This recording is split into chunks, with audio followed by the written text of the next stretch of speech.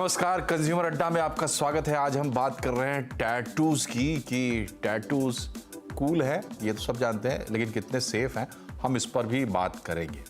और टैटूज की कहानी कोई नई नहीं है, ये सभ्यता की कहानी जितनी पुरानी है। और टैटूज इंसान क्यों करता है, कब से करता है? टैटूज इंसान तब से करता है जब वो कपड़े भी नहीं पहनता था। आज भी बहुत सारे ऐसे ट्राइब्स हैं जो कपड़े नहीं पहनते या बहुत कम कपड़े पहनते हैं, लेकिन टैटूज वो भर भर के करते। तो टैटूज का हमारे मनोविज्ञान से बहुत ही गहरा संबंध रहा है शुरुआत से। गांव देहात में जो बड़ी बूढ़ी औरतें, जो हमारी दादी नानी टैटूज करवाती थीं, हिंदी में गोदना कहते हैं उन्हें, वो ये कहती थी कि इस दुनिया से कुछ भी साथ नहीं जाएगा मगर ये टैटू साथ जाएगा। तो क्या है ये टैटू का फिनोमेना, हम ये समझने की कोशिश करेंगे। और हम ये कार्यक्रम इसलिए भी कर रहे हैं क्योंकि हाल के दिनों में एक खबर आई थी कि उत्तर प्रदेश के 10 जिलों में 40 ऐसे लोग मिले हैं HIV पॉजिटिव जिन्होंने टैटू करवाए थे। और शक है, हालांकि कोई सीधा प्रमाण नहीं है, लेकिन शक है कि उनका HIV की वजह, उनके HIV की वजह टैटू हो सकता है। और उनमें से जो 40 लोग थे, वो 40 के 40 लोगों ने टैटू करवाए थे और उसमें से 26 लोगों ने सड़क किनारे, यानी जो अनप्रोफेशनल, अनहाइजीनिक कह सकते हैं आप, जगहों से टैटू करवाए थे। तो ये चिंता की भी बात है। इस पूरे फिनोमेना को हम समझेंगे और सावधानी भी समझेंगे, फंडामेंटल्स भी जानेंगे कि टैटू अगर करवाना ही है तो कैसे करवाना है। बात करते हैं अपने एक्सपर्ट्स से। पहले परिचय कराते हैं आपका। हमारे साथ है स्किन एंड यू क्लिनिक की फाउंडर डॉक्टर गीता एस फजलवोई और एलियंस टैटू स्कूल के फाउंडर हमारे साथ हैं सन्नी भानुशाली और माइंडफुल गुरुकुल के CEO और साइकेट्रिस्ट डॉक्टर चिराग जैन हमारे साथ हैं। तो शुरुआत चिराग जैन से ही करना चाहेंगे हम। डॉक्टर जैन, ये बताइए कि क्यों करवाते हैं हम tattoo? Thank you for calling for the for show के लिए।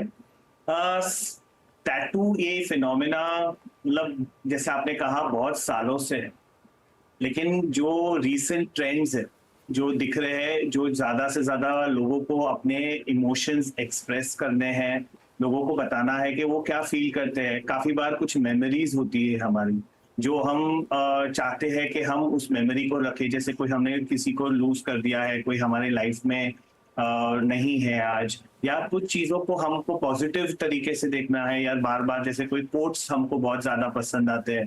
काफी बार अपने अंदर की खामियों को हम बताना चाहते हैं। जैसे अगर मैस्कुलिनिटी बतानी है तो उस वजह से हम ये टैटू का एक सेल्फ एक्सप्रेशन का इमोशन ज्यादा है। और अभी जो ये रिसेंट ट्रेंड्स ज्यादा आए हैं, काफी सेलिब्रिटीज है, काफी स्पोर्ट्समैन है, उनकी वजह से ये ज्यादा इन्फ्लुएंस है। तो एक तरीके का एक्सप्रेशन बन जाता है कि हम क्या फील कर रहे हैं। हमें दिखाना है दुनिया को कि हम कैसे, हम क्या हमारे मन में क्या है। हम एक रिबेलियस है। अगर आपको याद होगा, कुछ 20-30 साल पहले ये काफी रिबेलियन जैसे हमें काफी राइडर्स है, बाइक राइडर्स है, उनको ज्यादा ये यूज किए जाते थे। There is one study जो कहते हैं कि लगभग 25 to 30% जो टैटू ज्यादा से ज्यादा होते हैं, वहां कहीं ना कहीं कोई साइकोलॉजिकल, जैसे रिस्क टेकिंग एबिलिटी है, वो ज्यादा रहती है। तो ये एक डायरेक्ट रिलेशन उस पे था। लेकिन अभी जो दिख रहा है, जो आप जैसे ट्रेंड दिख रहा है, ये ट्रेंड कारण ये है कि हम we don't want to be a group. जैसे अगर हम ग्रुप है, जैसे प्राइड ग्रुप है या कोई ग्रुप के साथ है, तो हमें दिखाना है कि हम सब एक तरीके से सोचते हैं। तो to have this human behaviour of belonging, वहां पे ये साइकोलॉजिकल इम्पैक्ट बहुत ज्यादा है, खास करके टीनेजर्स। एक और स्टडी दिखाती है कि लगभग टीनेजर्स लेस देन 18 ईयर्स 25 से 30% लोग अपने माँ बाप से पूछते हैं कि मुझे टैटू करना है, जबकि वो इलीगल है। 18 से अगर छोटे तुम टैटू करते हो तो माँ बाप की permission most of the countries में है। काफी जगह जैसे आर्मी है जहां पे टैटू को अलाउ नहीं किया जाता है। But still that growing trend is basically to self expression, लोगों को दिखाना कि मैं क्या सोच रहा हूँ, लोगों के साथ बिलोंगिंग के लिए। सो ये ह्यूमन नीड्स है जिसकी वजह से ये आया। और ये सेलिब्रिटी और काफी, मतलब एक ओके हो जी। तो एक बहुत ही बेसिक बात डॉक्टर चिराग ने बताई कि ये एक नीड है और नीड कैसी साइकोलॉजिकल नीड है, इमोशन से जुड़ी नीड है, एक्सप्रेशन से जुड़ी नीड है। तो इसलिए यही वजह है कि इंसान आज से बहुत साल पहले, मतलब जब सभ्यता का विकास शुरू हुआ, तब से ही इसके बारे में सोचा और इसको अपनाया। और अपने स्टडी के आधार पर मैं आपको बता रहा हूँ कि ये एक तरीके का एंटाइटलमेंट था कि कौन टैटू करवा सकता है शुरुआत में। वो बाद में ये स्थिति, अभी जो मॉडर्न ट्रेंड्स है वो उससे काफ़ी हद तक अलग हो सकता है, लेकिन फंडामेंटल्स वही हैं, क्योंकि ह्यूमन साइकोलॉजी के फंडामेंटल्स वही हैं, हमेशा वही रहेंगे। सन्नी के पास चलते हैं। आप तो बाकायदा आर्ट स्कूल चलाते हैं, ये बताइए कि जो डॉक्टर साहब ने बताया उसको अगर हम सच मान लें, तो अगर आपके पास कोई आता है अपने सेल्फ एक्सप्रेशन के लिए टैटू के माध्यम से, तो आप लोग क्या फंडामेंटल्स फॉलो करते हैं? कैसे आप मुझे सेटिस्फाई करेंगे कि वो जो टैटू मैं बनवा रहा हूँ वो मेरे एक्सपेक्टेशंस पे खरा उतरे, मुझे सही लगे और मैं अच्छा महसूस करूं? Sunny, hi, thank you for having me here. मेरी आवाज आ रही है आपको? जी जी बिल्कुल।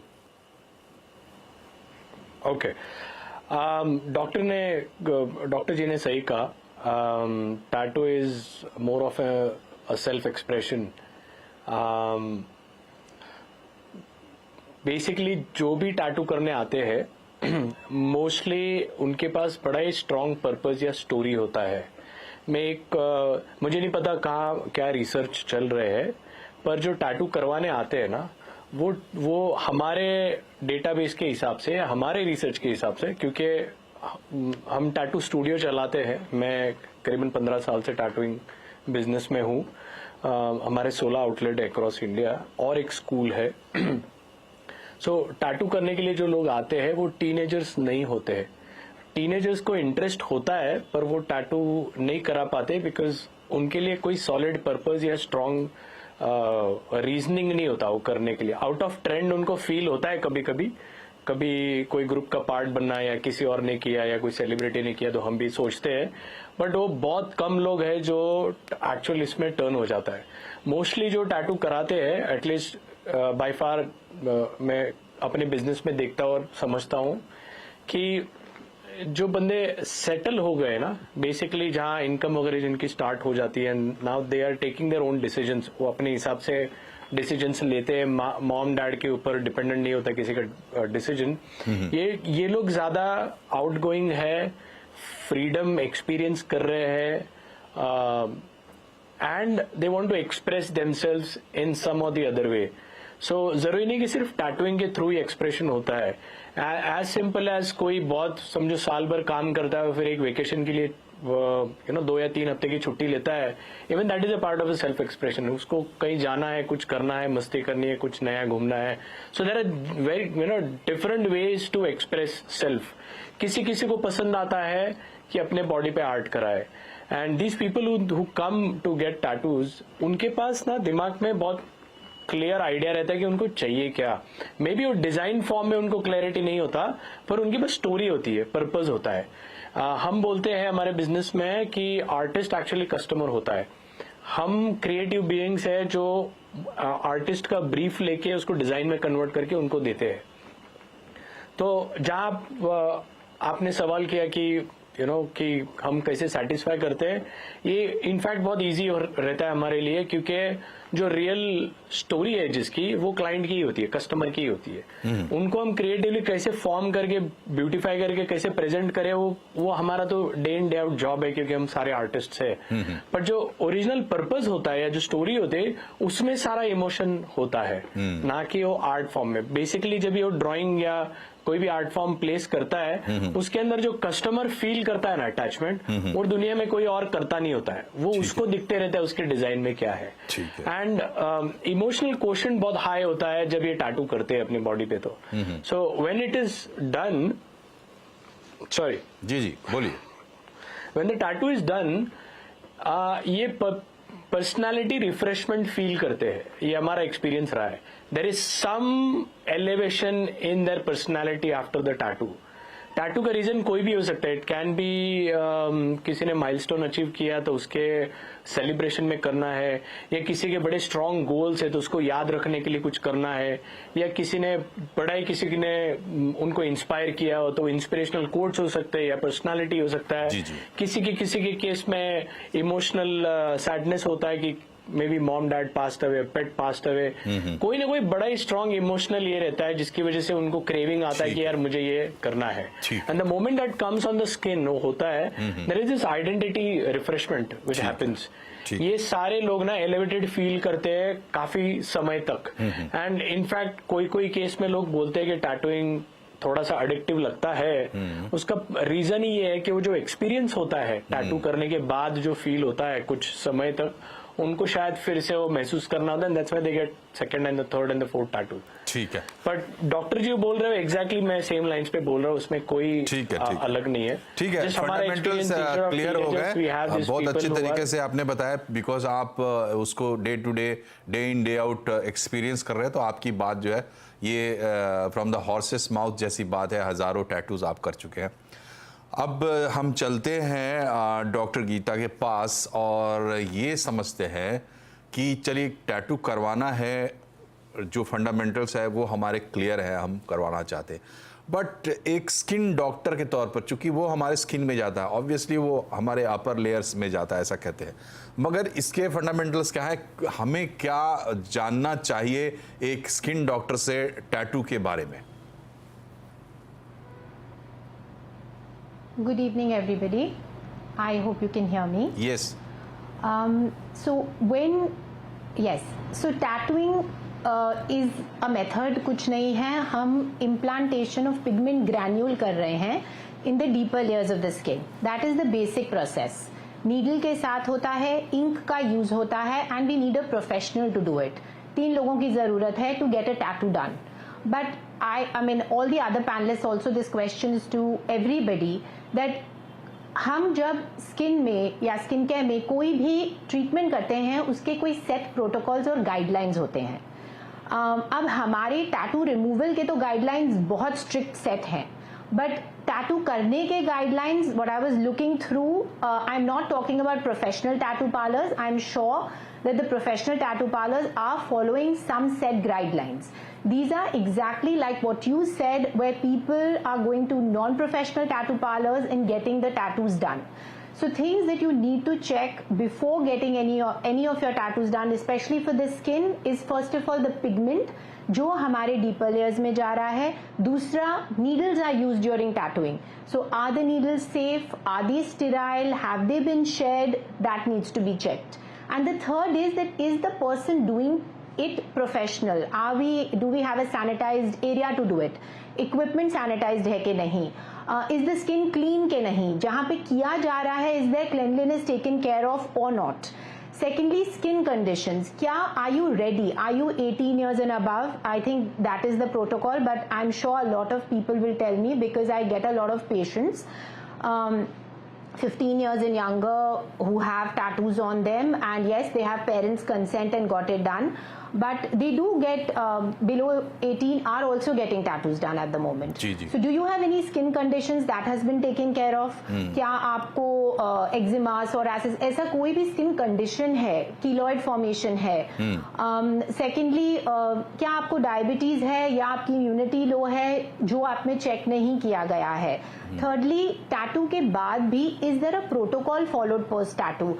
Are you being given the right ointments? क्या कोई प्रेशर बैंडेज वहाँ पे यूज हुआ है? क्या आपको ये समझाया गया कि एरिया को क्लीन कैसा करना चाहिए, उस पर बैंडेज कैसा लगाना चाहिए, कौन सी क्रीम्स यूज करनी चाहिए पोस्ट टैटू, उसको सन से कैसे प्रोटेक्ट करना चाहिए, धूल मिट्टी में नहीं जाना चाहिए, सोना, स्टीम, स्विमिंग पूल्स, ये सब चीजों का यूजेज नहीं है.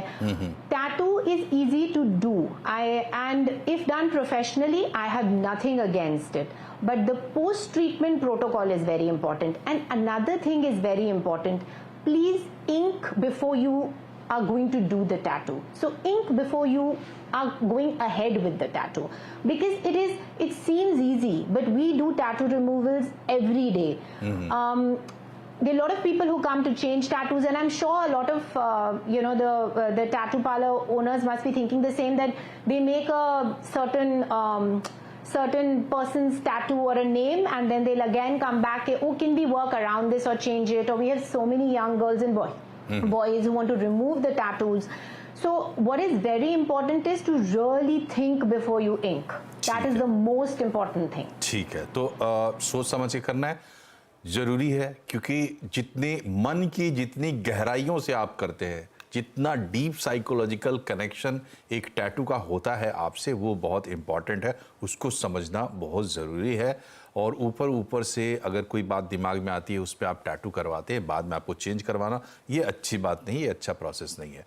ये कार्यक्रम हम क्यों कर रहे हैं? इसलिए नहीं कर रहे हैं क्योंकि दिल्ली मुंबई जैसे बड़े बड़े शहरों में लोग जो टैटू करवा रहे हैं उनको लेके चिंता है, नहीं, वहाँ पर स्टैंडर्ड प्रोटोकॉल्स फॉलो किए जाते हैं और सब कुछ होता है, ये बात सही है, प्रोफेशनल लोग हैं। लेकिन अब टैटू गांव में लोग करवा रहे हैं और धड़ल्ले से करवा रहे हैं। आप किसी हाट बाजार में जाएंगे तो वहां आपको दो चीजें जरूर मिल जाएगी, एक चाउमीन बिकता हुआ मिल जाएगा, दूसरा टैटू बनाते हुए लोग मिल जाएंगे। वहां पर क्या हाइजीन होता है, इसको लेकर चिंता की बात है। तो इसलिए हम एक स्टैंडर्ड समझने की कोशिश कर रहे हैं, ताकि जो कोई भी लोग देश के किसी भी हिस्से में टैटू बनवाने की सोचे तो उनके दिमाग में कुछ बातें रहे। एक छोटे से ब्रेक के लिए यहाँ रुक रहे हैं और बातें करेंगे। ब्रेक के बाद बने रहिए हमारे साथ।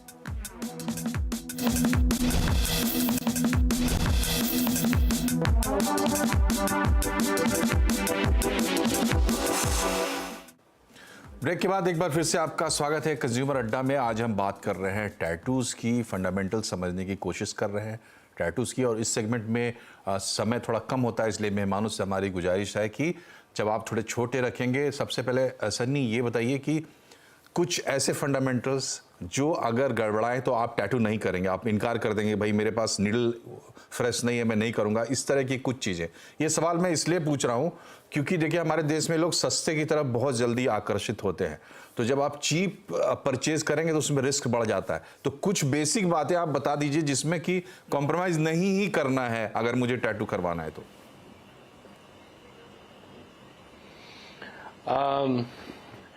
वैसे तो अगर मुंबई में देखो तो सारे स्टूडियोज काफी अच्छा करते हैं इन टर्म्स ऑफ हाइजीन, पर जब मैं ग्रो कर रहा था तब मैं देख रहा था मोस्टली करीबन 20 आइटम होते हैं एक टैटू स्टेशन पे, और हर एक आइटम का नया होना इम्पोर्टेंट है।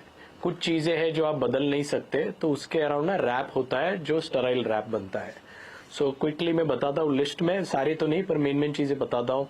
नीडल है वो नहीं होनी चाहिए, और जो नीडल है उसका अगर रैप, वो जो पैकेट आता है उसके ऊपर ना एक छोटा सा डॉट होता है जिससे आपको पता चले वो स्टराइल हुआ है क्या नहीं। वो अगर थोड़ा सा कोई गूगल कर ले, समझ ले, तो आपको पता चले कि कौन सा हाई क्वालिटी नीडल यूज कर रहा है या कौन सा आर्टिस्ट लोकल कर रहा है। जितनी महंगी नीडल उतनी अच्छी क्वालिटी की नीडल मिलती है मार्केट में। एकदम सिंपल सा ये है। उसके बाद आता है पिगमेंट। पिगमेंट जो है, जो बॉटल्स आती है कलर की, वो सिर्फ बॉटल नहीं होने से या expiry date within limit होने से काम नहीं होता। वो बॉटल को कैसे हैंडल किया जाता है वो बहुत इंपॉर्टेंट है। सो मोस्टली एक सेशन में बिफोर टैटू स्टार्ट्स करीबन 4 से 5 पेयर तो ग्लव्स लगते हैं। अलग अलग चीजें अलग अलग हैंडल करने के लिए you have to wear multiple pair of gloves. अगर एक ही ग्लव्स में या बगैर ग्लव्स पहने हाथ से अगर कुछ चीजें मैनेज हो रही है, वहां से टैटू अवॉइड करना चाहिए। तीसरा चीज, ग्लव्स जो आते हैं, मैंने देखा है मोस्टली स्टूडियोज में स्टराइल ग्लव्स यूज नहीं करते, लोकल वाले करते। जितना सस्ता ग्लव्स उतना ज्यादा बिकता है। नॉन स्टराइल ग्लव्स बाकी मैनेजमेंट के लिए ठीक है, स्टेशन लगाना और इसके लिए, पर जब आप टैटू स्टार्ट करते हैं तभी स्टराइल ग्लव्स यूज करें तो अच्छा है। ये कोई भी देख सकता है, जो ग्लव्स अगर टेबल पे यूज हो रहा है artist, you can ask for it कि भाई ये स्टराइल ग्लव्स यूज कर रहा है कि नहीं। और एवरी ब्रेक होता है टैटू में, उसमें वो ग्लव्स निकाल के नए ग्लव्स पहनना जरूरी है। कोई लोग सेम करते हैं, वो अच्छी बात नहीं है। जो पिगमेंट का बॉटल है उसको हो सके तो प्रॉपरली एक प्लास्टिक रैप होना चाहिए, और वो रैप हमेशा चेंज होता है हर कस्टमर के लिए, क्योंकि आप हर कस्टमर के लिए नई बॉटल नहीं ला सकते हो। तो उसका रैप होता है वो हमेशा नया रैप होना चाहिए। Same with all the parts जो हम फेंक नहीं सकते, जैसे कि मशीन हो गया, मशीन की वायर हो गई, पावर सप्लाई हो गया, और छोटे मोटे ये सारे फ्रेश रैप्ड होने चाहिए, वो भी कस्टमर के सामने होना चाहिए। जब वो ठीक है। टैटू करने जा रहा है तब कस्टमर के सामने होता है और वो होने के बाद निकाल के फेंक दिया जाता है। जी। टैटू की नीडल भी टैटू खत्म होने के बाद डिस्पोज करने के लिए कस्टमर ने पूछना चाहिए कि मेरे सामने डिस्पोज कर, कि वो रीयूज नहीं कर सके, तो टैटू रीयूजेबल नहीं हो। ठीक है। बाकी आता है बहुत सारे आइटम्स है, वो अगर हाई क्वालिटी यूज कर रहे हैं तो डेफिनेटली उसका जी, जी, ठीक आउटकम है। अच्छा तो आता है। आपकी बात से छोटे शहरों में और- मुझे पता नहीं। जी, आपकी बात से और डॉक्टर गीता की बात से ये स्पष्ट है कि देखिए आपको इन्फेक्शन से बचना है, और दूसरी बात ये है कि मतलब देखना है कि कोई ऐसी हरकत ना हो जिससे इन्फेक्शन का खतरा हो। दूसरी बात यह है कि पोस्ट टैटू केयर भी आपको करना है। अब समय बिल्कुल कम बचा है, तो एक छोटा सा सवाल डॉक्टर चिराग आपसे है। देखिए जैसे एक फोमो भी हो रहा है अब, फियर ऑफ मिसिंग आउट। मुझे भी लगता है कि मेरे कोई भी टैटू नहीं है, एक हो सकता है क्या, मतलब मैं सोचता हूँ ऐसा। तो ऐसा बहुत से लोग सोचते हैं, लेकिन चूंकि ये बहुत गहरी बात है, तो टैटू बनवाने का फैसला लेने से पहले हमें क्या सोचना चाहिए? मतलब कब हमें ये निश्चित हो जाना चाहिए कि नहीं, हमको एक टैटू हमें करवा ही लेना है अब? सही बात कही आपने कि ये काफी बार हम इन्फ्लुएंस हो जाते हैं, जैसे मेरे कोई फ्रेंड ने कर दिया या कोई सेलिब्रिटी ने कर दिया, तो ये टैटू को देख के या मुझे आज अच्छा लग रहा है, तो ये एक ट्रेंड है कि सब कर रहे हैं, जिस वजह से ये कॉमन हो गया है। इसमें सबसे बड़ी प्रॉब्लम ये आ जाती है कि काफी लोगों को करवाने के बाद उसे ये परमानेंट जो टैटू होते हैं, तो वो टैटू को फिर चेंज करना है, निकालना है, तो ये प्रोसेस में काफी लोगों को ये हो जाता है कि नहीं अभी मुझे नहीं चाहिए, कल मुझे अच्छा लग रहा था, मेरे फ्रेंड ने किया था, लेकिन अभी ये बार बार देखे मुझे ऐसा लग रहा है सही नहीं, किसी 2-4 ने अगर वैलिडेशन नहीं आया, जैसे कोई भी चीज हम करते हैं तो हमको वैलिडेशन आता है, तो किसी ने कहा नहीं ये अच्छा नहीं लग रहा है, ये तो अच्छा नहीं लग रहा है, तो फिर अभी आपने डिसीजन चेंज कर दिया, तो वहां दिक्कत आ जाती है। तो थोड़ी मैच्योरिटी होनी चाहिए कि जैसे एक स्ट्रॉन्ग रीजन हो, जी। जैसे हो या किसी के कोई पॉजिटिव कोट हो, तो सब चीजों में आपको चांसेस कम है कि आप नेगेटिव साइड जी, कम जी, जाए। जी। काफी ड्राइंग्स है, काफी जी, तो चीजें- सही बात तो ये है डॉक्टर साहब कि बहुत ही स्ट्रांग रीज़न है लाइफ में टैटू करवाने का, इसमें कहीं कोई शक नहीं है, क्योंकि रीज़न अगर नहीं होता तो हज़ारों साल से हम ये करते हुए नहीं आते। लेकिन उस रीज़न को फाइंड आउट करना वो भी थोड़ा मशक्क़त का काम है, और इसको इत्मीनान से आप कर लें, उसके बाद ही टैटू करने का फैसला करें। टैटू करवाएं तो किसी अच्छे प्रोफेशनल जगह से करवाएं, और पोस्ट केयर भी बहुत सावधानी से करें। ये कुछ बुनियादी बातें यहाँ से निकल कर आई हैं। इस कार्यक्रम का मकसद आपको जागरूक करना था, बाकी रिसर्च आप अपने तरीके से भी करेंगे, हमें ये मालूम है। आप तीनों मेहमानों को बहुत बहुत शुक्रिया हमसे जुड़ने के लिए। कार्यक्रम में फिलहाल इतना ही। नमस्कार।